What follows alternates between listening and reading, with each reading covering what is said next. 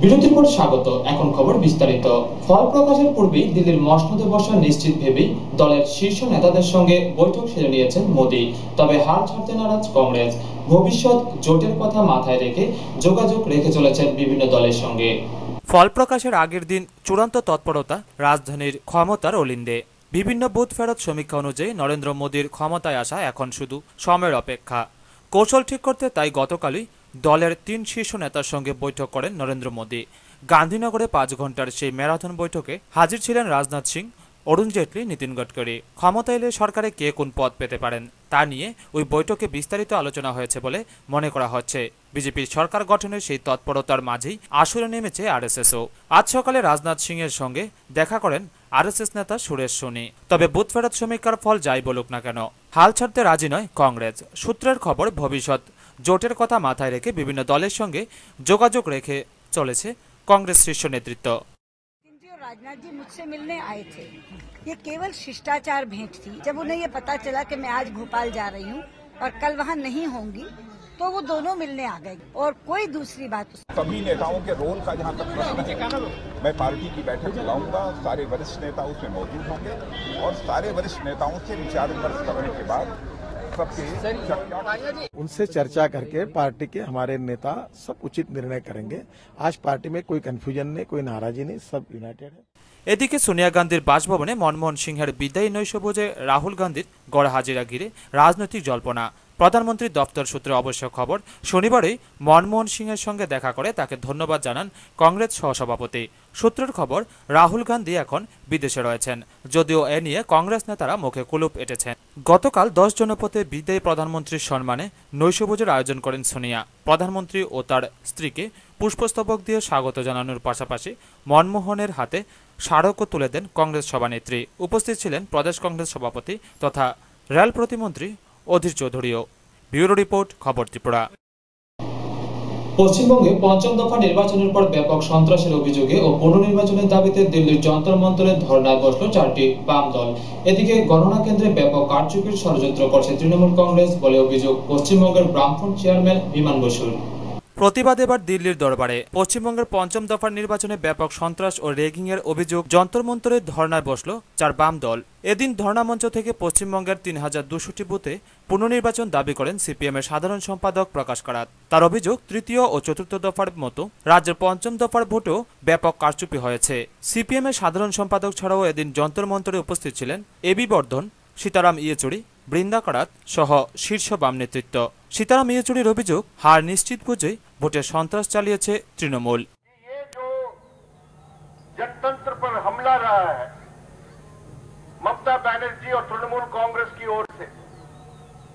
जिस तरह वहां के पूरे पुलिस और प्रशासन को इस चुनाव की हत्या के लिए शामिल किया है, हम नहीं मान सकते हैं कि बंगाल में निष्पक्ष चुनाव हुआ है। फैसला करें कि दोबारा वहां चुनाव होना चाहिए, तो ये हम कह सकते हैं कि पश्चिम बंगाल की जनता के लिए अवसर मिलेगा अपने अधिकार इस्तेमाल करके वहां एक सही फैसला और निर्णय देने के लिए। এদিন পশ্চিমবঙ্গের বিশেষ নির্বাচনী পর্যবেক্ষক সুধীর কুমার রাকেশের সমালোচনাতেও মুখর ছিলেন বাম নেতারা। পঞ্চম দফার ভোটে তৃণমূলের বিরুদ্ধে ব্যাপক কারচুপি ও সন্ত্রাসের অভিযোগ তুলে পশ্চিমবঙ্গ রাজ্য জুড়ে প্রতিবাদ দিবস পালন করেছে বামফ্রন্ট। একাধিক বুথে পুনর্নির্বাচনের দাবি তুললেন বামফ্রন্ট চেয়ারম্যান বিমান বসু। এবার নির্বাচন কমিশনের উপর চাপ বাড়াতে দিল্লির দরবারে বাম নেতৃত্ব। এদিকে আগামীকাল ভোট গণনা কেন্দ্রগুলিতে ব্যাপক কারচুপি করার ষড়যন্ত্র করছে তৃণমূল কংগ্রেস বলে অভিযোগ করেন পশ্চিমবঙ্গের বামফ্রন্ট চেয়ারম্যান বিমান বসু। আজ এক সাংবাদিক সম্মেলনে এই অভিযোগ করেন তিনি। নির্বাচন কমিশনের নিকট তিনি দাবি করেন গণনা কেন্দ্রগুলিতে যাতে কঠোর নিরাপত্তার ব্যবস্থা গ্রহণ করা হয়।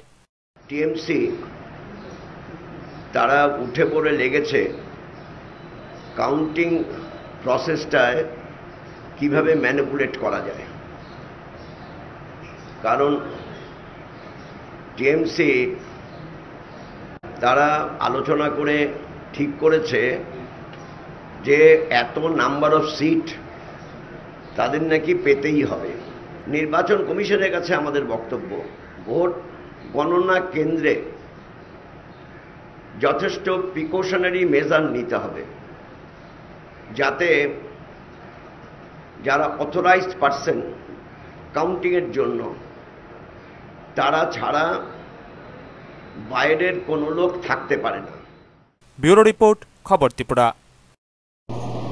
16 মে সারা দেশের সঙ্গে রাজ্যের 2টি লোকসভা আসনেরও ভোট গণনা হবে।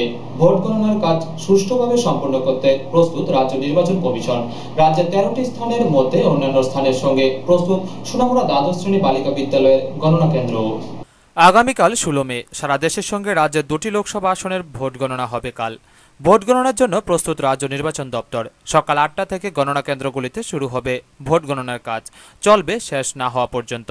তবে দুপুরের মধ্যেই ফলাফল স্পষ্ট হয়ে যাবে বলে আশা করা হচ্ছে। রাজ্যে 13টি স্থানে 36টি ভোট গণনা হল থাকছে, যার মধ্যে একটি হল সোনামুড়া দ্বাদশ শ্রেণী বালিকা বিদ্যালয়ের গণনা কেন্দ্রটি।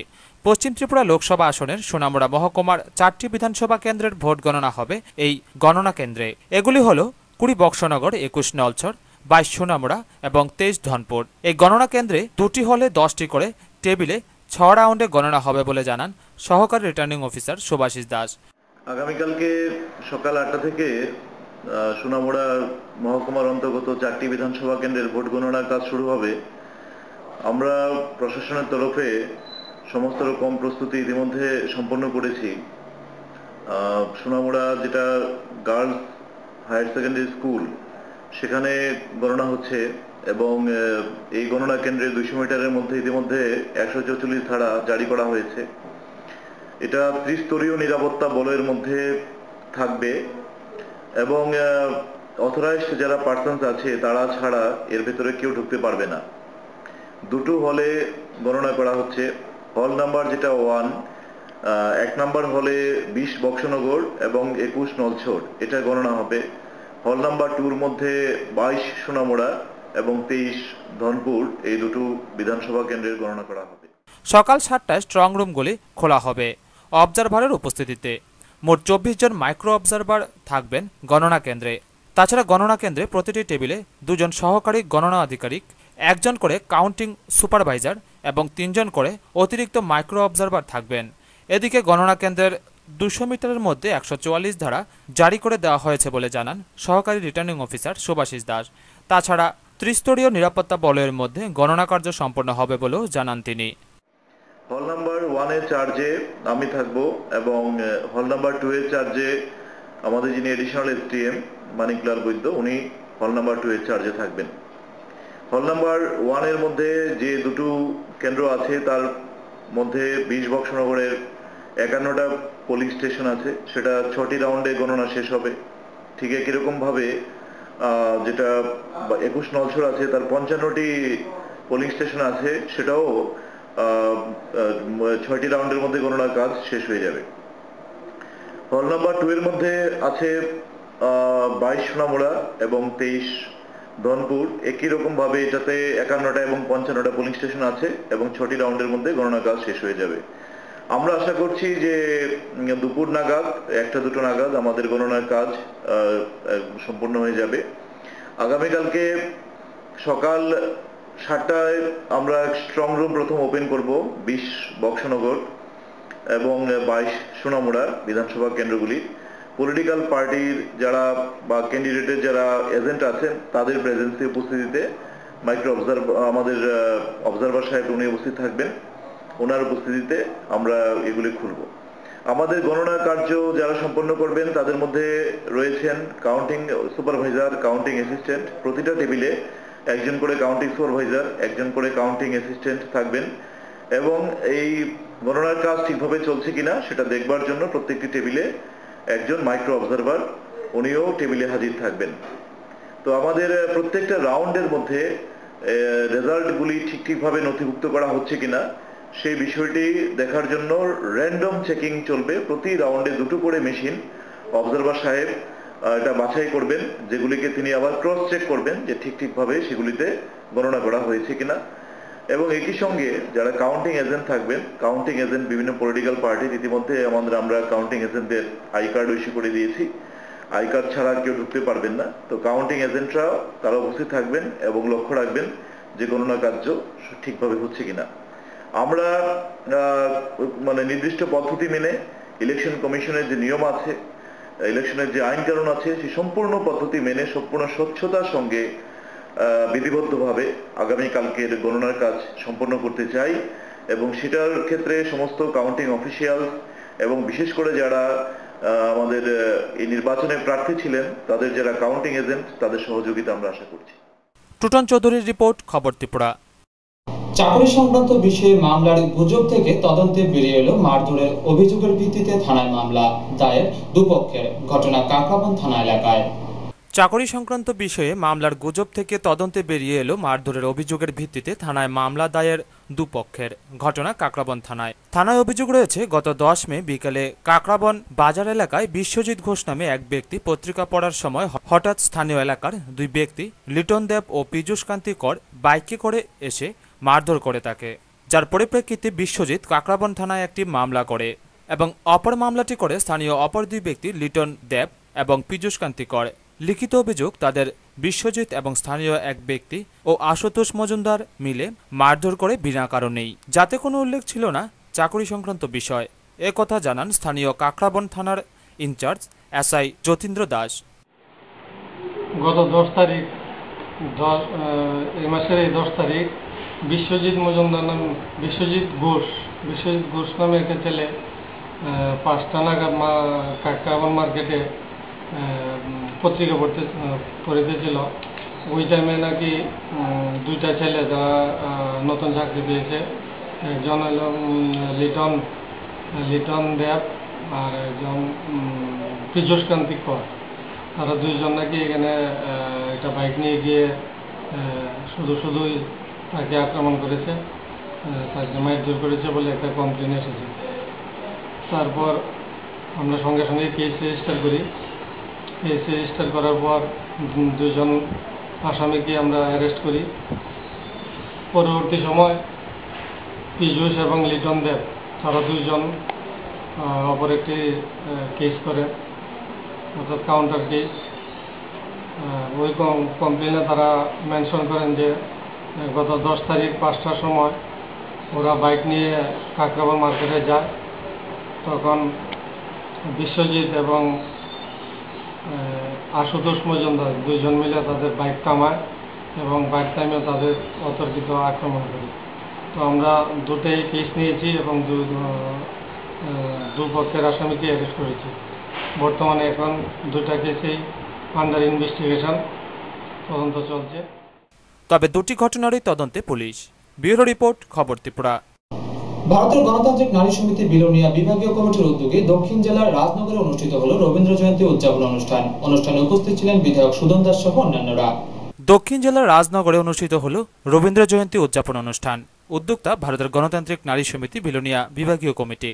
রাজনগর নেতাজি সুভাষ মিলনায়তনে অনুষ্ঠিত এই অনুষ্ঠানে উপস্থিত ছিলেন বিধায়ক সুদন দাস, গণতান্ত্রিক নারী সমিতির বিলোনিয়া বিভাগীয় সম্পাদিকা শিউলি লোধ, রাজনগর পঞ্চায়েত সমিতির চেয়ারম্যান দ্বিজেন্দ্র চন্দ্র মজুমদার, জেলা পরিষদের সদস্য গৌরাঙ্গ মোহন শীল, নারী নেত্রী টিঙ্কু পাল, জয়া ব্যানার্জি, নমিতা দাস প্রমুখ। অনুষ্ঠানের প্রথমে রবীন্দ্রনাথের প্রতিকৃতিতে মাল্যদান ও শ্রদ্ধা জ্ঞাপন করেন অতিথিরা। অনুষ্ঠানে শিল্পীরা নাচ, গান ও আবৃত্তি পরিবেশন করেন।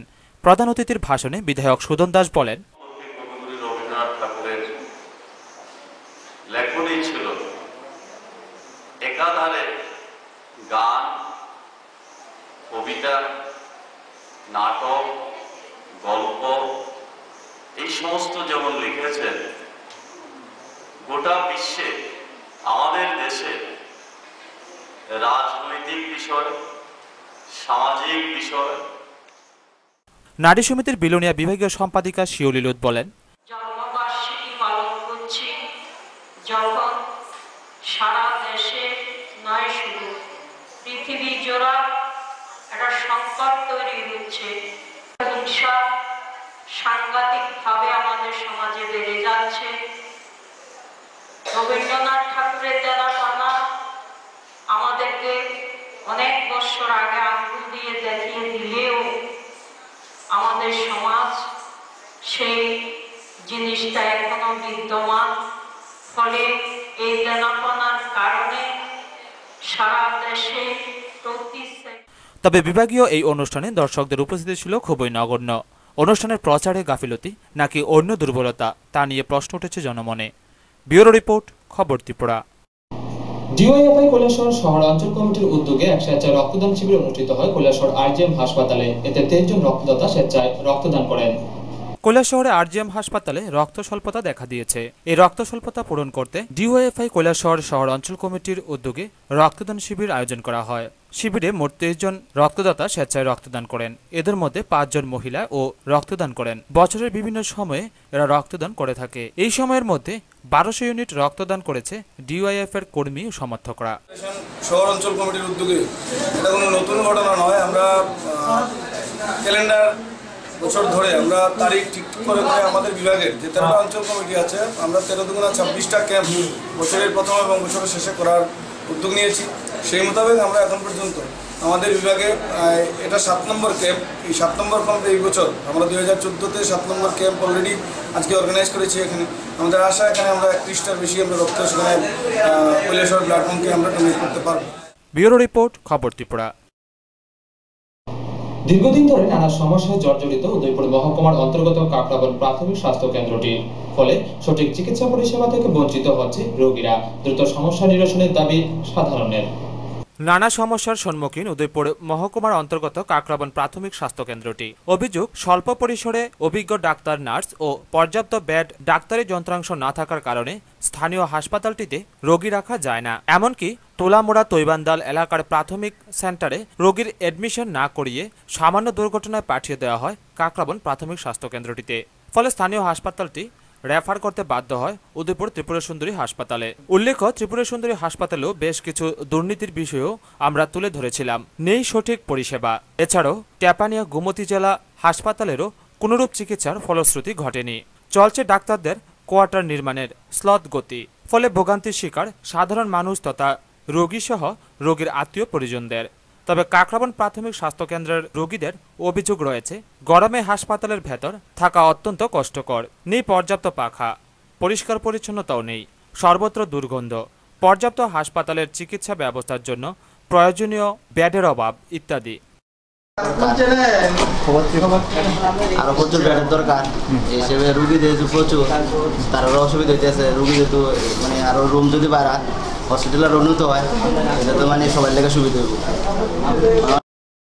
সরকারের আরো এই ব্যাপার আছে না, মানে খুব দায়িত্ব নেওয়া দরকার ছিল পুরান হসপিটাল হিসেবে। এটা একটা মানে যাতে আরো উন্নতির দিকে যায়। হসপিটালে আমাদের সিট বাড়ানোর দরকার, তাছাড়া জায়গা বাড়ানোর দরকার। আমাদের প্রচণ্ড মানে অসুবিধা হইতেছে, গরমে প্লটের মধ্যে থাকতে হইতেছে।